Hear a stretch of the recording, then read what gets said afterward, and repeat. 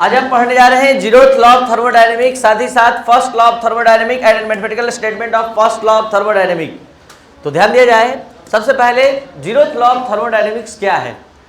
जैसे कि दो ऑब्जेक्ट, एक हाई टेम्परेचर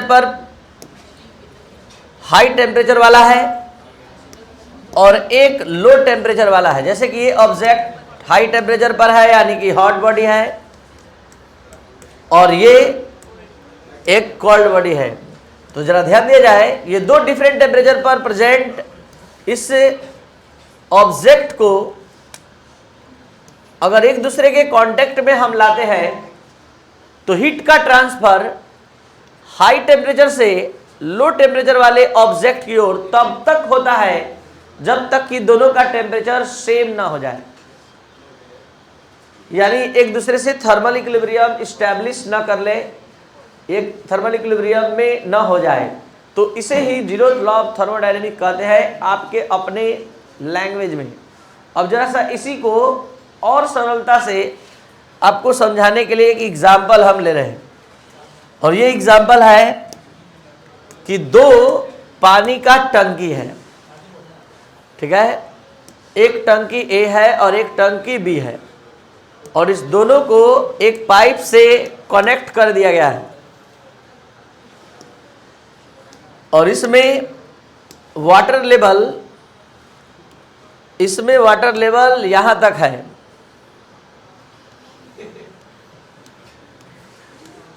इसमें वाटर लेवल यहीं तक है, यानी जल यहीं तक है। जैसे ही इस दोनों को एक पाइप से कनेक्ट करेंगे और एक की यहां पर अटैच किया गया है, जैसे ही इस की को ओपन किया जाएगा तो वाटर का फ्लो इस टंकी ए से टंकी बी की ओर तब तक होगा जब तक कि दोनों का वाटर लेवल सेम ना हो जाए। तो जितना सहजता से, जितना सिंप्लीफाइड फॉर्म में आप इस एग्जाम्पल को समझें कि इस टंकी में वाटर लेवल अधिक था, इसमें कम था, दोनों को एक पाइप से कनेक्ट किए और ये की ओपन कर दिए, तो वाटर का फ्लो ए टंकी से बी टंकी की ओर तब तक हुआ जब तक कि दोनों का वाटर लेवल सेम ना हो जाए। एकदम सेम वे में ये दो डिफरेंट टेम्परेचर पर ये ऑब्जेक्ट है, दोनों एक दूसरे से कांटेक्ट में आते हैं, टेम्परेचर का ट्रांसफर शुरू होता है, हीट का ट्रांसफर शुरू होता है। तब तक से हीट का ट्रांसफर हाई टेम्परेचर वाले ऑब्जेक्ट से लो टेम्परेचर वाले ऑब्जेक्ट की ओर होता है जब तक कि दोनों का टेम्परेचर सेम ना हो जाए। इसे ही जीरोथ लॉ ऑफ थर्मोडायनेमिक्स कहते हैं। इसको आप इस फॉर्म में अच्छे से याद रखेंगे। If two object at different temperature, यदि दो ऑब्जेक्ट डिफरेंट टेम्परेचर पर प्रेजेंट हो इन थर्मल कॉन्टैक्ट उष्मीय रूप से with each other tends to move towards the same temperature, तो जहां तक संभव हो सके वो एक दूसरे से सेम टेम्परेचर की ओर मूव करते हैं, मतलब सेम टेम्परेचर पर आ जाते हैं। दूसरे तरह से इसको आप इस तरह से एक्सप्लेन कर सकते हैं। If two object separately in thermal equilibrium with third object, यदि दो ऑब्जेक्ट अलग अलग किसी तीसरे ऑब्जेक्ट के साथ थर्मल इक्विलिब्रियम के रूप में कांटेक्ट में आते हैं तो वे भी थर्मल इक्विलिब्रियम एक दूसरे के बीच इस्टेब्लिश कर लेते हैं। तो ये भी जीरोथ लॉ ऑफ थर्मोडायनेमिक्स के नाम से जाना जाता है। तो ये था आपका जीरोथ लॉ ऑफ थर्मोडायनेमिक्स। अब हम स्टार्ट कर रहे हैं फर्स्ट लॉ ऑफ थर्मोडायनेमिक्स। आपको बता दें कि फर्स्ट लॉ ऑफ थर्मोडायनेमिक्स आप सभी स्टूडेंट 9th 10th में ही पढ़ लिए हैं, the law of conservation of energy के नाम से। वास्तव में the law of conservation of energy को ही फर्स्ट लॉ ऑफ थर्मोडायनेमिक्स कहते हैं, जिसका मेन स्टेटमेंट आप सभी स्टूडेंट को याद है, the energy is neither be created not be destroyed, it only changes from one form to another form.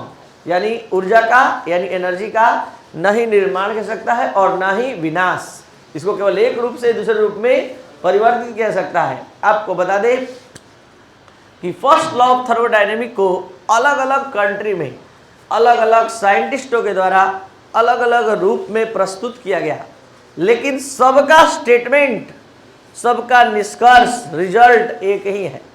जैसे कुछ साइंटिस्टों ने बताया द एनर्जी ऑफ मतलब the total energy of universe is constant.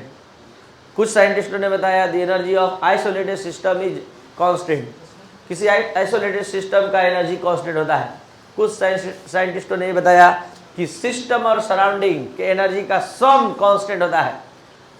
कुछ साइंटिस्टों ने बताया कि it is not possible to formation of perpetual motion machine which work endlessly without expenditure of energy. इसका मतलब है कि ऐसी कोई मशीन का फॉर्मेशन हो ही नहीं सकता है जो बिना एनर्जी के ह्रास के लगातार चलती रहे। निश्चित है कि उसके एनर्जी का लॉस होगा ही होगा।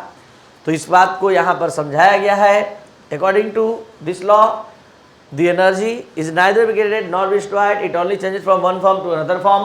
The total energy of universe is constant, this is called first law of thermodynamics. The energy of isolated system remains constant. तो ये है आपका फर्स्ट लॉ ऑफ थर्मोडायनेमिक्स। अब हम mathematical statement of first law of thermodynamics को समझाने जा रहे हैं। इसका यूज और इसका मेन कॉन्सेप्ट आपको यहाँ मिलने जा रहा है इस टॉपिक के माध्यम से। Mathematical statement of first law of thermodynamics. हर एक स्टूडेंट को आज का ये क्लास समझ में आएगा ही आएगा। पीछे के टॉपिक से इसका कोई रिलेशन नहीं है, अगर है भी तो हम थोड़ा सा बताते हुए चलेंगे। अगर आप इस चैनल पर नए हैं तो जरूर इसको शेयर और सब्सक्राइब करें और बेल आइकन को प्रेस करें ताकि आपको इंपॉर्टेंट वीडियो का नोटिफिकेशन मिलता रहे। नेक्स्ट ध्यान दिया जाए, कोई ऑब्जेक्ट है जिसके अंदर हमने मान लिया कि स्टोर्ड एनर्जी इवन है।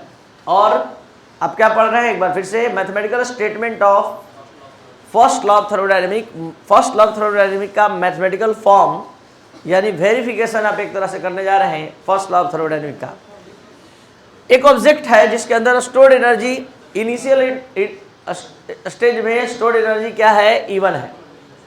क्यू हीट वो एब्जॉर्ब करता है और इसकी इंटरनल एनर्जी बढ़कर क्या हो जाती है, E1 प्लस क्यू। और डब्ल्यू वर्क डन ये कंप्लीट करता है और अंत में इसकी फाइनल इंटरनल एनर्जी हो जाती है E2।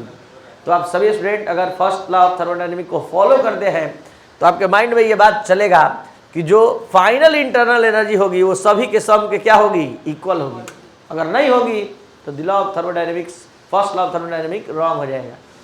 तो यहाँ पर फर्स्ट लॉ ऑफ थर्मोडायनेमिक को अगर हम फॉलो कर रहे हैं तो इसके अंदर जो स्टोर्ड एनर्जी होगी वो सभी के सम के क्या होगी, इक्वल होगी। यानी E1 के भी, जो क्यू हीट एब्जॉर्ब किया उसके भी, और जो वर्क डन किया W उसके भी, सबके सम के इक्वल होगी। अकेले कौन, final internal energy which is represented by E2। अब हम क्या किए, E1 को इधर भेज दिए, E2 माइनस E1, और ये हो गया Q plus W, delta E हो गया।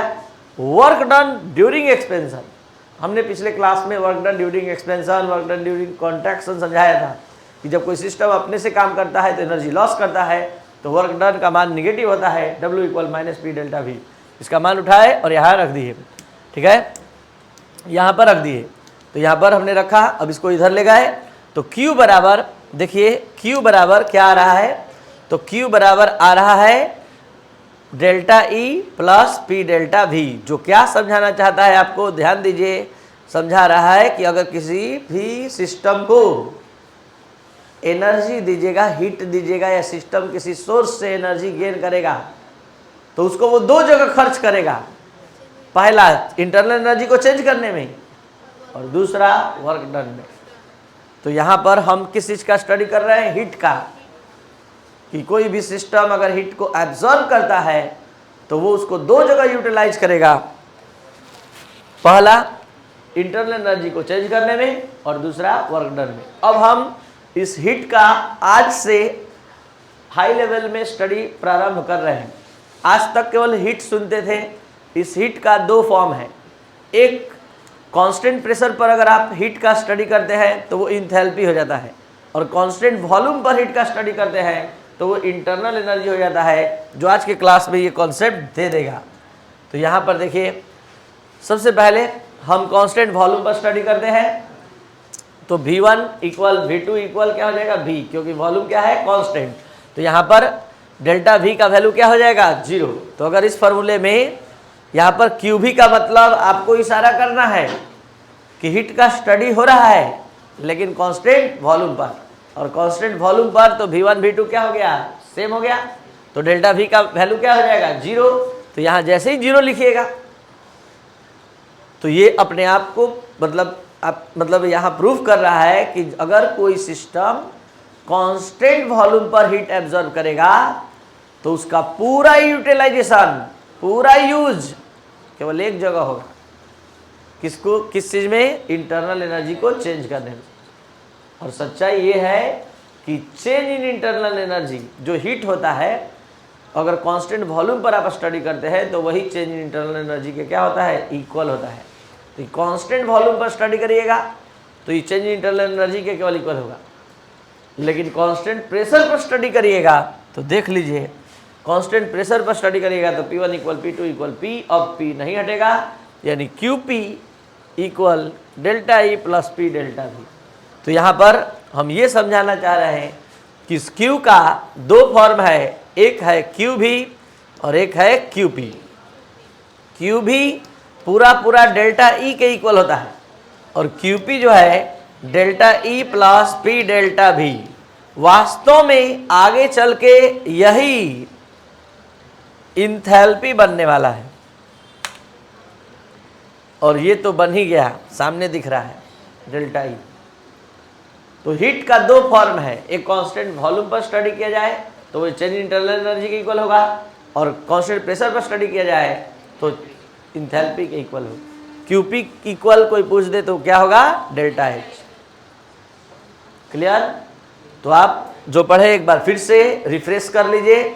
आप पढ़ रहे थे mathematical statement of first law of thermodynamics, जिसमें माना गया let the initial energy of the system, internal energy of the system equal E1 and the it observe Q calorie, ये Q कैलोरी हीट एब्जॉर्ब किया, and internal energy becomes E1 plus Q, and during this process work done by the system W, then the final internal energy of the system becomes E2। तो final internal energy E2 हो गया। तो यहाँ पर हम लोग इसको follow करते हुए आगे चले तो पता चला, क्या पता चला कि यहाँ जो फर्स्ट लॉ ऑफ थर्मोडायनामिक्स के अनुसार E2 equal E1 plus Q plus W, तो E2 minus E1 delta E हो गया। अब यहाँ W बराबर माइनस P डेल्टा V। अब इसको हमने यहाँ पुटअप किया और इधर भेज दिया तो Q बराबर delta E plus P delta V आ गया। और इसको दो बार स्टडी किए, एक बार कांस्टेंट प्रेशर पर, कांस्टेंट वॉल्यूम पर। स्टडी स्टार्ट करने से पहले heat content by the system is equal to the sum of change in internal energy and work done by the system. हमने सिद्ध किया कि जो हीट होता है, कोई सिस्टम एब्जॉर्ब करता है तो वो अकेले चेंज इन इंटरनल एनर्जी और प्रेशर वॉल्यूम वर्क डन के सम के इक्वल होता है। इस बात को यहाँ लिखा गया है। अब at constant volume V1 equal V2 equal V, तो यहाँ पर V कांस्टेंट है तो ये delta E QV equal delta E के इक्वल आ गया। और यहाँ हमने सिद्ध किया कि अगर कोई सिस्टम कांस्टेंट वॉल्यूम पर हीट एब्जॉर्ब करेगा तो उसका वैल्यू चेंज इंटरनल एनर्जी के इक्वल होगा, यानी heat energy, heat content not energy, heat content by the system, heat content by the system is equal to the change in internal energy at constant volume। और उसके बाद इसी चीज को यहाँ बताया गया कि at constant pressure P1 equal P2 equal P, then QP equal, finally we get QP equal delta E plus P delta V। Hence at constant pressure heat content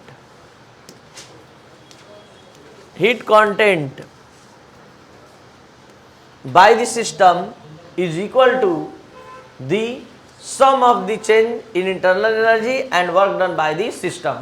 तो इस पूरे कॉन्सेप्ट को आप अच्छे से ध्यान से स्टडी करेंगे क्योंकि आगे बहुत सारे प्रॉब्लम में इसका ज़रूरत है। तो जो भी स्टूडेंट इस चैनल पर नए हैं इसको जरूर शेयर और सब्सक्राइब और लाइक करें। Thank you.